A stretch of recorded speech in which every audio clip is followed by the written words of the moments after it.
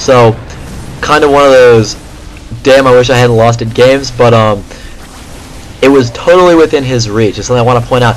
You know, most of these games are not, you know, oh, it's not like, oh, he was just so much better than me, because this was a really close game. I mean, you look at it, there was a lot of great harassment done by Dubstep, like you guys did note. 4ire expanding once again in case his push did not succeed. But, you know, it's not, this game was not, you know, doomed from the beginning. 4ire was not a better player than Dubstep. And what ended up happening is a few small mistakes, as well as a lack of upgrades was also big. I feel like 2-2 or 3-3 bio would have been a whole lot more effective, especially just the armor, because to keep them alive with those storms would have been very, very nice. But, I mean, 4ire really didn't do anything exceptional. It wasn't, nothing cheesy, just playing Protoss very, very standard. And Dubstep, unfortunately, his initial attack did not do any damage, which put him behind. And, you know, as a Terran player, being behind from the beginning is very, very difficult. It's very hard to come back. So stuff like that, you know, you really want to try to avoid, because, I mean, the games end up like this. You know, he let the Protoss get late game. He wasn't able to cripple the Protoss economy. Now, I would probably go back to the beginning. Actually, I'm going to do that because I think it's important real fast. Oop, let's get that. Oh, come on, shrink. Yeah, there we go. So I'm actually going to go back to the very beginning, and we are going to find where, right when Dubstep attacks, because that is the most important section of this entire game. I want to say it's right about here. A little farther. Going a little bit. Oh, nope, too far. Went too far.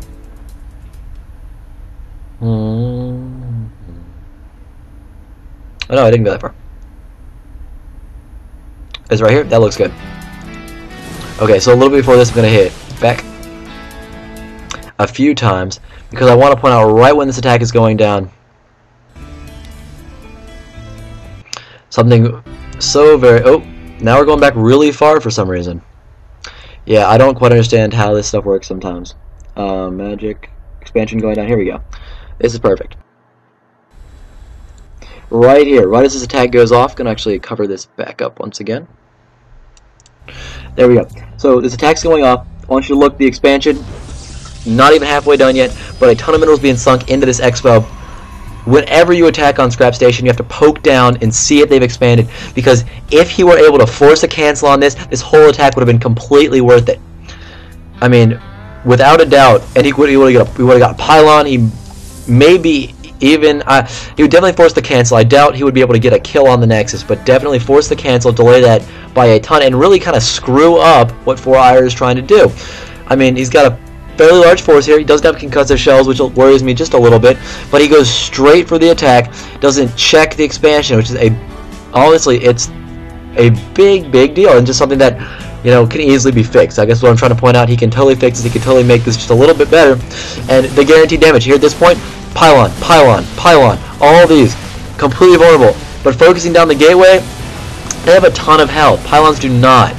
Also, getting a little backed into this corner, leaving him vulnerable, and not having the concussive shells is making this a whole lot harder, actually a whole lot harder than it should have been. All these zealots could totally never have attacked his units, but instead he's being forced to run away. They're getting kills. It's just a really bad deal. And this whole time there's an expansion sitting here doing absolutely nothing that could have been taken out. Instead, you know, the Marauders eventually going to be killed, taken out, and again attacking a gateway. But this expansion could have been taken out, and as almost the beginning of the end, so to speak. And you look at it, you know, and a lot of people, I feel like they look at a game and they're saying, you know, they're looking, oh, you know, this battle, I lost it, you know, 20 minutes later, he lost that battle with the storms where it was right here, and he got stormed real bad, lost a bunch of units, and they say, oh, that's why I lost. If I'd had better position, I would have won. And maybe you could have won with, you know, if you had pulled that battle out. But if he'd killed this Nexus, I would say he's got a whole lot better shot at winning this game. I mean, all these probes, all this mining would never have happened. He would have been corralled to one base. Even if Dubstep lost all those units, didn't kill a single, didn't kill a single army unit from 4ire. This not the command center, of course. It's Protoss. This Nexus is huge. So some things I look for in games, stuff like that. I'm trying to think if there's anything else I really want to point out about watching replays in general. Always keep that production tab open so you can see, when you're not building stuff. Like right now, he's not building an SCV. Very important to note. Stuff like that. Keeping those tabs open, using them. There's a bunch of really cool tabs. I'm actually going to show you guys. Resources, income, spending, units lost, production, army, and APM. Don't worry about APM. Let's click on it. Ooh, 70 and 46. So, obviously, we're not seeing... It's not spamming. You're nothing crazy.